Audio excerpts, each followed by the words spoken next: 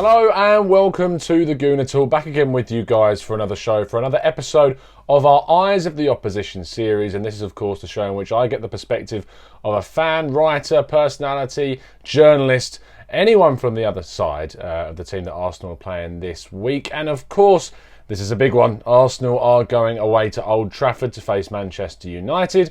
And so I said on the podcast in midweek that I had a little person in mind that I thought would be quite good to speak to in regards to what he thinks Manchester United are and how they are faring, of course, ahead of this big game in the Northwest. And I'm very happy to say that we will be joined this week by Mr. Mark Goldbridge from the United Stand to give his thoughts on Arsenal's trip away to Manchester United, seeing how the other red team in the Premier League are faring. Lots of questions for both teams, lots of things to work out, and we're going to cover as many of them as feasibly possible. Now, before we jump into the video, please make sure you like, please subscribe and turn those notifications on so when we do our live shows, our raw reactions, our podcasts, always live, you can get your say in our live chat box, have your questions answered, have your thoughts heard. But let's jump straight to the video and ask the first question to Mark, which is a very simple one, talking about the similarity between both Arsenal and United, that we're sort of two sides in transition still, both with very new managers under the helm. We've seen some differences in opinion regarding the fans and what they think should go on with them. I mean, Unai Emery, for instance, has really sort of started divided opinion amongst Arsenal fans, and more people each week are saying that we need to move on. And the same with Ole Gunnar Solskjaer. I think there's definitely Man United fans that are growing in popularity that would like to see him moved on. So, Mark, tell me what you think. Yeah, there does seem to be a bit of proportion with Arsenal and United fans, certainly, to change managers. I mean, it's very difficult to comment on a club that you don't support. And with Arsenal, I think there's a similarity between Arsenal last year and United this year, whereby I said of last year with Arsenal, if Emery got top four, he deserved Manager of the Year, because I thought the task was very difficult for him coming into the club new and also didn't really have many transfers. Solskjaer, I feel this season already, if he was to get top four, he would deserve Manager of the Year, because it's very difficult, although probably Lampard with the transfer ban. It's so difficult with United because we've got owners that are really, really bad, that send out messages of positivity, which I'm sure Arsenal fans get as well. And then there's the question of whether Ole's actually good enough. We all love Solskjaer, but the evidence may be that he's not good enough. So I don't know what the future holds for Manchester United. All I know is I'm very passionate about the situation not being good enough. But at the moment, I think many United fans haven't decided what's best for our future. It's too early to say whether we should be Solskjaer out. We're definitely not happy with the board, but that's a very difficult thing to change, as I'm sure Arsenal fans feel. I think Monday night's a massive game for both managers. I mean, Arsenal, if they were to lose, I can see a crescendo of Emery out, starting up again. If United lose, we're in a lot of trouble. So I think at the moment, watch this space, certainly from United's point of view, but we're definitely not happy. Yes, both teams certainly are in transition right now, and the pressure on these managers is mounting massively. Had Arsenal lost that game against Aston Villa, maybe that would have meant that he could have gone after that game. But if he had lost against Man United, in addition to that, I could have definitely seen a big decision being made at Arsenal regarding the manager. He didn't lose that game against Villa, he won it, which means he's probably bought himself a fair amount more time. But if we lose against Manchester United, I think it definitely will hit his reputation, especially considering the situation that Manchester United are in right now. And that situation, I think, for my opinion, boils down to what was a bit of a weird summer. We saw Romelu Lukaku sold and no real replacement brought in. Now, I want to know, Mark, if this was done to promote the likes of Rashford and Martial more centrally, or was it just a mistake? On Romelu Lukaku leaving United, I think from the outside looking in, Lukaku's a really funny one, because when we signed him, I did say that he's a flat track bully. He doesn't do well against the top six. I think his goal ratio against the top six was something stupid like 1 goal in 17 games, which is abysmal. And also his first touch is that of a trampoline toes, Sainsbury's car park, look out for the ball, whatever you want to say. It was all true. But what he is a 20 goal a season striker. In the box, he's very good. And he will score your goals. He's not a bad finisher. So it's weird. I do believe that Ole Gunnar Solskjaer got it right selling Lukaku, because ultimately, if you're trying to build something, I don't think Lukaku was good enough for United. The same about Sanchez. Having said that, you look at the situation we're in, would Lukaku make us stronger? Yes, he would. So I think that the mistake United made with Lukaku was, yes, we were right to get rid of him, but not replacing him was silly. Greenwood, I think, is going to be a very good player, and we all love our youth. I mean, Arsenal will have players I don't know about that you're going, oh yeah, they're going to be a great player. I think Greenwood has that star quality, but he's not ready yet. Rashford may never be ready, and Martial, I'm not too sure about. Sorry for the noise in the background. It is coming up for my youngest to go to bed and have a bath, so he's moaning a little bit in the background.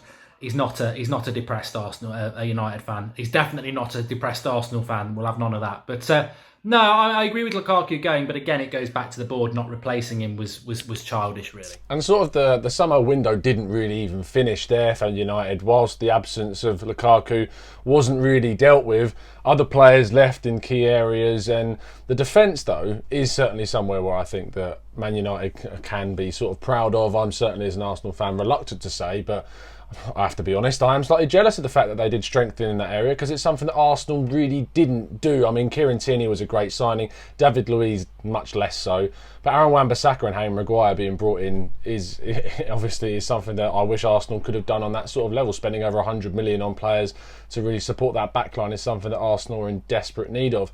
So overall for the summer, were you happy or weren't you? Yeah, in relation to the summer, it wasn't a summer I was very happy with. I mean, Herrera left, Fellaini left, which I was happy with, but neither have been replaced. We are the mint with a hole. We're Polo FC, and we're not doing anything near. Our midfield's terrible. I mean, we're not even in a conversation with Arsenal or Spurs or Chelsea for our midfield. All three of those clubs have got depth in their midfield.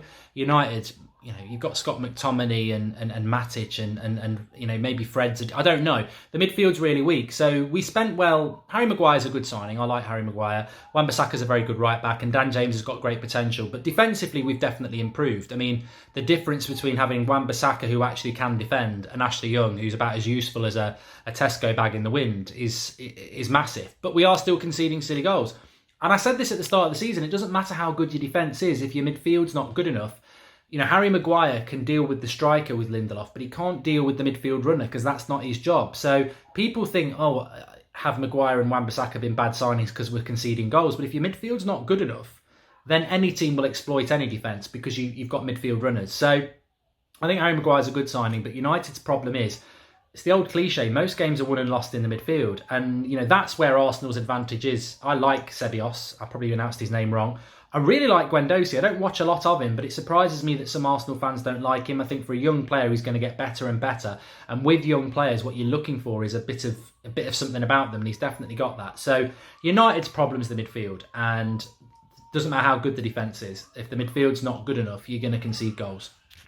It's actually really interesting that you say that about Arsenal's midfield, because many Arsenal fans are still sort of struggling with the concept, especially of Granit Xhaka now being named as our captain as of today, being the mainstay in that midfield. And for a lot of people, the midfield is a big issue for Arsenal. I'm still a big believer that we need to sign that world-class defensive midfielder to transform our midfield fortunes. But I do agree that Guendouzi and Ceballos are two players that hopefully will push us forward this season. Guendouzi for much more of the long term, with Ceballos only being on loan. But we're just going to have to wait and see if the impact is as desirable as we want it to be. And with United, the midfield, Herrera leaving, Fellaini leaving, whilst that is probably a positive, but the lack of replacement again in that area from the officials high up in Manchester United is there for all to see this season, and maybe something that Arsenal will look to exploit on Monday. Speaking of which, for many Arsenal fans, this is, and they say this year on year at the moment, the best chance that they felt that Arsenal have of beating Manchester United at Old Trafford. Now, I want to know, Mark, on your opinion of that, how far or close to the mark do you think those fans are? Yeah, there's no doubting that this is a massive opportunity for Arsenal. And if I was an Arsenal fan, I would be, I wouldn't necessarily be confident because you don't travel well. And Old Trafford will be rocking, despite us playing badly. We will have a big atmosphere there, and players will respond. I actually think United will get a point or better. Again, I'm not expecting Arsenal to win, even though everything points to the fact that they will do. But, is this Arsenal's biggest opportunity to get 3 points at Old Trafford?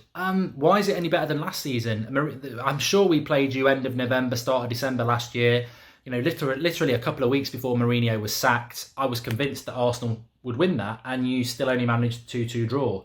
Defensively naive and missed a couple of chances. So, Arsenal need to come in. Arsenal will come into this as favourites, and reality is they should come away with 3 points. United, we cannot I always say about United can win any game and lose any game, and I suppose Arsenal fans are probably similar. I don't trust this team, and I don't think Arsenal fans trust their team. It doesn't mean you don't support them, of course, but I think that United cannot go into games and beat Liverpool or Man City if Man City play well or Liverpool play well, and I suppose Arsenal are the same. But on the same hand, if Arsenal play to their best of their ability, I don't think United can beat them. United just aren't a very good footballing side. They can get results. We did it against Leicester. We can get results. There's no doubt about that. We beat Chelsea 4-0. But our best day isn't good enough to beat any of the top six if they're playing to their best day. So Arsenal have got an opportunity, but it's the acid test for Arsenal yet again, isn't it? Can they travel to a big rival up north and get 3 points? They should. I don't think that they will. I'd be very surprised if they do. And United will be in big trouble because we'll be in the bottom half of the table. Of all these videos, it always boils down to that final question, arguably the most important one, and that is to get the prediction ahead of that game. So, Mark, what are you going for? How do you think United may line up for this fixture? And ultimately, what do you think the scoreline is going to be? How do I expect Manchester United to line up against Arsenal? Hopefully Anthony Martial's back because Rashford's out. I don't think Luke Shaw will be back, so Nicola Pepe's got to arrive at some point. I mean, I got thrown in when you signed Nicola Pepe. There was a few little meme videos of me going around and rants, but Rants actually did say that Pepe was a bad signing. I always said that Nicola Pepe was a good signing. I just sort of got bantered a bit because I was like, he'll never go to Arsenal. But I always said he wouldn't go to Arsenal because Arsenal fans were telling me you only had £40 million to spend. I had people like from AFTV who I know saying we can't afford him. So I said there's no chance he's going to Arsenal when we were linked to him and maybe we've got a clear path. And then he went to Arsenal and I got Arsenal fans going, look at what you said. And I'm like, how am I supposed to know what your financial situation is? I don't even know what United's is. So he's a good player, he's a good signing, and he could be up against Ashley Young on Monday, so it could be the time he arrives, because if Ashley Young pockets him, that's going to be a big L, isn't it?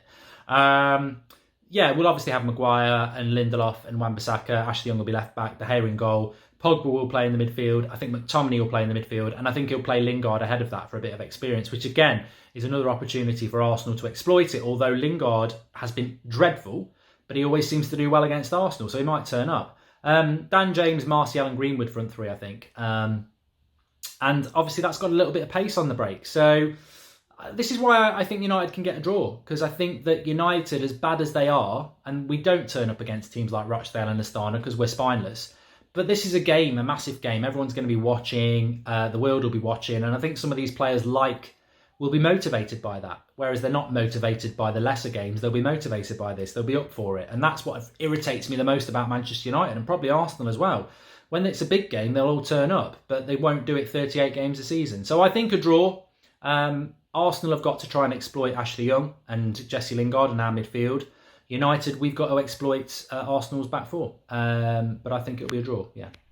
A huge thank you to Mark for contributing to this week's show. He's going for a draw. I, forever the optimist, am going to go for a 2-1 win, a very sneaky 2-1 win. I'm almost guaranteed to see us concede. It's written in the stars with Arsenal at the moment that we will concede, but we'll just have to wait and see what happens. But again, big thanks to Mark for chipping in this week. You can find all of his details in the description, his channel, his Twitter. It's all there if you want to go and message him or check him out or check out some of his stuff. Some rather entertaining YouTube videos always on that channel.